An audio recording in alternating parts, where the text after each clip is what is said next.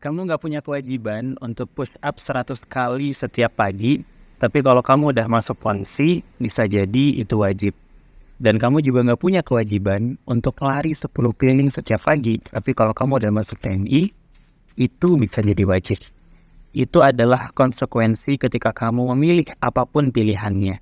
Dan sore hari ini, aku lagi nemenin Biazid, main sore, jalan-jalan sore. Ini adalah bentuk konsekuensi ketika aku memutuskan menikahi seorang anak gadis yang masih skripsian, yang masih kuliah. Selamat datang di vlog cerita sepekan episode 1, konsekuensi menikahi Buna.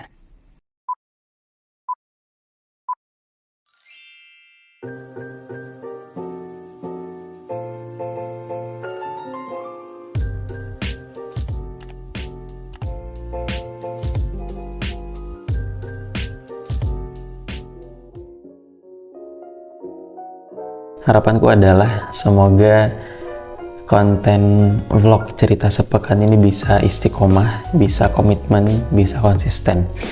Karena dari segala hal yang berkaitan dengan produktivitas, misalnya mencoba hal baru, punya ide-ide liar, dan sejenisnya insya Allah bisa gitu. Tapi kalau udah urusan konsisten, ya Allah, itu rasanya berat banget untuk aku pribadi. Jadi harapannya semoga bisa istiqomah, semoga bisa komitmen, semoga bisa konsisten. Oke, mari kita mulai dari hari Senin. Hari Senin aku nemenin Buna ke kampus. Otomatis karena kami udah punya anak, jadi ketika Buna sibuk dengan aktivitas skripsinya, jadi aku jagain Biazid. Sebetulnya proses menemani Buna nyelesain skripsi ini udah sekitar 2-3 bulan yang lalu udah kita laluin gitu ya. Cuman memang ini adalah step terakhirnya. Bisa dibilang ini udah 90% dari proses kuliah Buna hingga selesai nanti. Karena memang Selasa depan itu Buna udah ujian akhir. Kalau di UIN itu biasanya disebut dengan istilah ujian munaqasyah. Jadi Selasa depan Buna ujian, setelah ujian mungkin ada revisi sedikit, habis itu validasi, terus nunggu kuota wisuda. Jadi memang ini udah insya Allah udah tahap akhir, udah 90% lebih lah ya. Nah, hari Senin itu nemenin Buna kuliah, nanti insya Allah aku akan sharing lebih dalam terkait perkuliahan ini, tapi kita coba selesaiin dulu nih. Senin nemenin Buna kuliah, Selasa aku ada janji dengan salah seorang teman ya, atau guru atau coach, cuman ternyata salah informasi. Harusnya kita janjian Rabu siang, nah aku datangnya Selasa siang, otomatis ya nggak ketemu jadinya ya, sendirian akhirnya di Rote Papaya ngopi sendirian. Hari Selasa sempat ke kantor juga sebentar, ada berkas yang harus ditandatangani, cuman memang aku nggak bisa cerita karena ini urusan kantor ya, berkas seperti apa yang ditandatangani. Lalu hari Rabu, nah akhirnya ketemu tuh hari Rabu, jumpa dengan Coach Kiki, kita ngobrol banyak hal yang berkaitan tentang kolaborasi. Jadi ada hal-hal strategis yang mau kita capai ke depan, yang mau kita garap ya, semoga bisa terwujud. Nanti kalau memang kolaborasi ini jadi ya bakalan masuk ke konten vlog cerita sepekan insya Allah. Hari Rabu jumpa Coach Kiki bersama Sotroma, bersama Bang Adi. Terus habis itu lanjut hari Kamis. Hari Kamis itu paginya aku mesti kajian dulu, kajian pekanan itu sambil bawa Biazid. Bunanya udah ke kampus duluan. Jadi Buna di Kamis pagi itu langsung ke kampus, ke UIN Suska. Aku sama Biazid tuh kajian. Nah, setelah beres kajian, aku langsung nyusul Buna ke kampus. Nah, itu sambil bawa Biazid. Dan Masya Allah ya, Biazid itu ketiduran di jalan. untungnya ya Bayazid udah usianya 1,8 tahun sehingga duduknya udah cukup oke, ya, berdirinya juga udah cukup oke sehingga nggak mudah goyang lah. Jadi aku cuman perlu megangin dikit aja ketika dia tidur itu. Nah di kampus masih lanjut ya nemenin Buna. Akhirnya jumpa sama Bunanya. Bayazid ketiduran ya. Bahkan itu ada satu momen di mana Bayazid itu kedinginan di dalam perpus. Nah ini kali pertama Bayazid itu menggigil. Karena biasanya kalau di rumah Bayazid itu tidur nggak pakai baju, terus kipas itu nonstop sampai pagi. Dan seringkali kita dapetin Bayazid itu di jam 2 atau jam 3 pagi itu dia udah nggak di kasur. Bayazid itu pindah ke lantai, tidur di lantai, nggak beralaskan apa-apa, nggak pakai baju, dan dia tahan sampai pagi. Nah uniknya kemarin di perpus itu mungkin saking dinginnya ya, Bayazid itu menggigil. Akhirnya kita selimutin pakai jaket aku, terus ya, dia bisa nyaman lagi tidurnya. Itu hari Kamis. Hari Jumat ngapain ya? Oh ya, hari Jumat nemenin Ustadz Devi jemput mobil. Nah ternyata pada saat jemput mobil bengkelnya tutup. Kita udah jauh-jauh ya dari, ya kalau aku dari Sukajadi kan, Ustadz Devi dari kantor. Aku jemput Ustadz Devi dulu di kantor, terus kita lanjut lagi ke Rimba Panjang. Ternyata tutup, akhirnya pulang lagi dari Rimba Panjang, balik lagi ke kantor. Itu hari Jumat. Hari Sabtu apa ini? Oh iya, hari Sabtu aku ngisi kajian teman-teman dari Teman Surga. Buna pergi kajian di Kulim, jadi aku nganterin Buna dulu sekitar setengah jam ke Kulim, terus balik lagi ngisi kajian anak-anak kurang lebih 1,5 jam, terus jemput Buna lagi ke Kulim, lalu kita pulang. Terus habis itu hari Sabtu itu ya, habis itu kayaknya di rumah aja sih, karena persiapan untuk hari Ahad. Jadi hari Ahad itu adalah acara wisuda anak-anak TL. Aku diminta untuk jadi MC. Paginya itu kita jemput Ustadz Irfan dulu ke tafakuh, ya tafakuh miliknya Ustadz Mustafa Umar. Nah Ustadz Irfan ini adalah muhafiz dari Tahfiz Leadership. Dia baru aja selesai setoran 30 juz mutkin, dan dia cuma satu-satunya. Jadi beliau ini ikut program 1 pekan doang, dan bukan cuma beliau, ada peserta dari berbagai daerah lainnya juga ikut program yang serupa, program sepekan. Tapi ternyata yang lain itu hanya program ziyadah, hanya setoran hafalan baru. Sedangkan Ustadz Irfan itu dia memang jatuhnya itu di sana itu tasmi itu ya setoran 30 juz, karena memang dia juga udah punya hafalan yang cukup kuat ya. Di sana itu setoran untuk ngedapetin sanatnya lah, dapat legalitas bahwa beliau ini sudah 30 juz mungkin dari syekhnya, dari ustadznya, terutama dari Ustadz Mustafa Umarnya. Selesai tuh beliau 30 juz, Masya Allah. Jadi aku sama Ustadz Devi paginya jemput beliau dulu,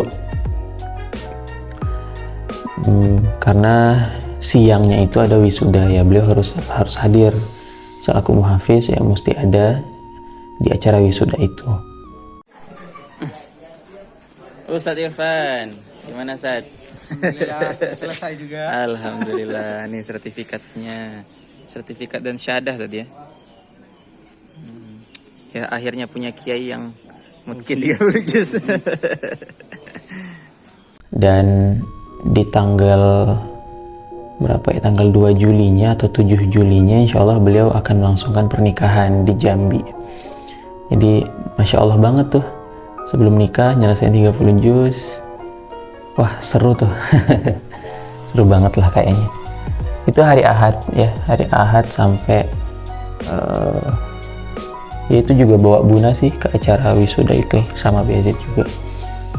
Nah itu sampai hari Ahad. Nah yang akan coba aku highlight adalah terkait perkuliahan Buna. Jadi memang sesuai dengan judul kita adalah konsekuensi menikahi Buna. Aku menikahi Buna itu dalam kondisi dia masih skripsian. Dia masih semester 8 kuliahnya. Dan dia belum selesai. Sehingga konsekuensinya adalah ya aku harus nemenin dia sampai dia selesai kuliah. Lelahnya, capeknya, stresnya ya aku juga kebagian gitu walaupun aku nggak kuliah. Tapi itu namanya konsekuensi. Sebagaimana yang aku sampaikan tadi di awal bahwa kamu nggak punya kewajiban untuk push up 100 kali setiap pagi. Tapi ketika kamu memutuskan masuk polisi, hal itu bisa jadi wajib. Begitu juga kamu nggak punya kewajiban untuk lari 10 keliling setiap pagi, tapi kalau kamu udah masuk TNI, hal itu bisa jadi wajib. Aku punya cerita mungkin agak panjang, tapi semoga ini bisa menggambarkan betapa konsekuensi itu adalah hal yang sepaket dengan pilihan-pilihan yang kita ambil. Jadi pernah ada seorang pemuda, dia ini mau mendaki gunung. Sebelum dia mendaki gunung, dia nyamperin dulu tuh juru kuncinya, yang kebetulan seorang kakek-kakek. Lalu pemuda ini bertanya kepada kakek tersebut, "Kek, aku mau nyampe ke puncak gunung ini, kira-kira aku harus lewatin jalur mana?" Lalu si kakek jawab, "Nak, kalau kamu mau sampai ke puncak gunung, ada 3 jalur yang harus kamu laluin. Yang pertama, jalur normal. Yang kedua, jalur semak belukar. Dan yang ketiga, jalur bebatuan." Si kakek kasih tahu ada jalur normal, jalur semak belukar, dan jalur bebatuan. Lalu si anak muda ini dia kemudian lewat jalur normal. Ternyata ketika dia melewati jalur yang normal, dia harus memutari gunung agak jauh, sehingga butuh waktu yang lebih panjang, berjam-jam, berhari-hari, sampai akhirnya dia kok nggak nyampe-nyampe nih. Terus dia turun lagi, dia samperin si kakek, "Kek, ini jalur normal nih jauh banget, udah berhari-hari aku nggak nyampe-nyampe." "Ya udah," kalau kata si kakek, "kalau gitu kamu ikut jalur, kamu lewat jalur kedua, jalur semak belukar." Ya udah, akhirnya si pemuda ini lewat jalur semak belukar. Dia lewat jalur semak belukar, dia tebas rumput-rumputnya. Ternyata dia dapati di situ ada banyak mungkin nyamuk, ada banyak tawon, badannya bentol-bentol, nggak nyaman lah. Akhirnya di pertengahan jalan dia balik lagi. Dia jumpai lagi si kakek, "Kek, aduh ini jalan semak belukar nggak enak banget, banyak nyamuk, banyak tawon, aku bentol-bentol nih badannya," dan seterusnya. "Ya udah," kata si kakek, "kalau gitu kamu lewat jalur bebatuan." Akhirnya si pemuda lewat jalur bebatuan, dan ini jalur terakhir.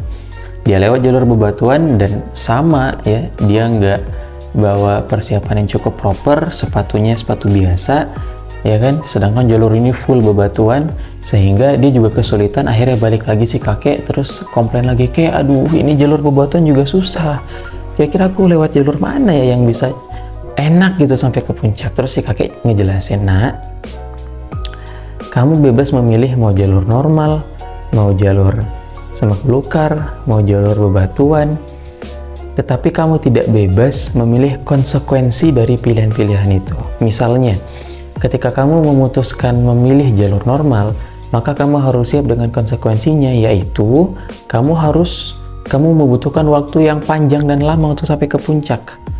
Begitu juga ketika kamu memutuskan untuk lewat jalur semak belukar, kamu harus siap dengan konsekuensinya. Konsekuensinya adalah banyak nyamuk di sana, banyak lebah, banyak tawon, kamu gak nyaman, itu konsekuensinya. Begitu juga ketika kamu memutuskan lewat jalur bebatuan, konsekuensinya adalah ya jalurnya bebatuan gitu, kamu gak nyaman. Pilihan-pilihan ini sepaket dengan konsekuensinya, nak. Kamu gak bisa milih jalur semak belukar tapi normal, atau nggak ada nyamuknya, nggak ada semaknya, itu gimana gitu. Jadi sebuah pilihan itu selalu sepaket dengan konsekuensinya. Begitu juga ketika aku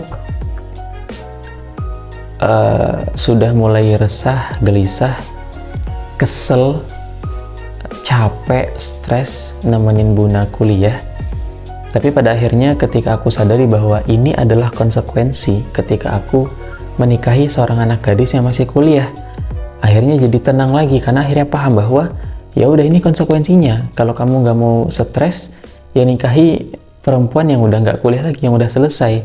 Tapi ya kamu nanti akan mendapatkan kepusingan atau kesetresan yang lain dari aspek yang lain gitu. Karena balik lagi kan, dalam pernikahan, dalam hidup ini selalu ada ujian, selalu ada tantangan. Sehingga apapun pilihan yang kamu ambil, selalu ada konsekuensi di sana. Dan jangan komplain dengan konsekuensinya. Harus siap, harus terima. Dan itu yang aku sadari lagi di dalam sepekan ini, atau lebih khusus lagi di dalam 2-3 bulan ke belakang ketika menemani Buna menyelesaikan kuliahnya, ya itu adalah konsekuensi yang aku ambil, yang harus aku terima karena aku menikahi seorang gadis, ya seorang anak perempuan yang cantik jelita yang masih kuliah. Jadi jangan banyak komplain ya. Itu aja cerita sepekan untuk kali ini. Sampai jumpa di cerita sepekan episode 2. Semoga ya. Aku Bang Iki mohon undur diri. Jangan lupa like, comment, subscribe, komennya dan sarannya kira-kira gimana baiknya konten-konten di channel ini Bang Iki ke depannya. Itu aja. Assalamualaikum warahmatullahi wabarakatuh.